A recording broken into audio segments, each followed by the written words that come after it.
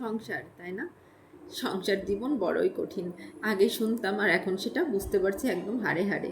আর বাচ্চা হয়ে যাওয়ার পরে তো কোনো কথাই নেই, যেন একদম জীবনের পুরো রিয়েলিটিটা তখনই বোঝা যায়। আসলে আমরা বন্ধুরা একসময় এত ক্লোজ ছিলাম, সবার সাথে কত দেখা হয়েছে, ইভেন ঢাকায় আসার পরেও আমি আমার ফ্রেন্ডের সাথে অনেক মিট করছি, কিন্তু এখন এরকমই অবস্থা হয়ে গিয়েছে। আমারও ছোট 2টা বেবি আর ওরও 2টা বেবি, আর ও যেহেতু জব করে ওর জন্য আরও বেশি টাফ সময় বের করা, সেজন্য আসলে আমাদের দেখাই হয় না বলতে গেলে। তো অনেক দিন পর, অনেকগুলো শিডিউল মিস হওয়ার পর ফাইনালি সেদিন এসেছিল আমার বাড়িতে।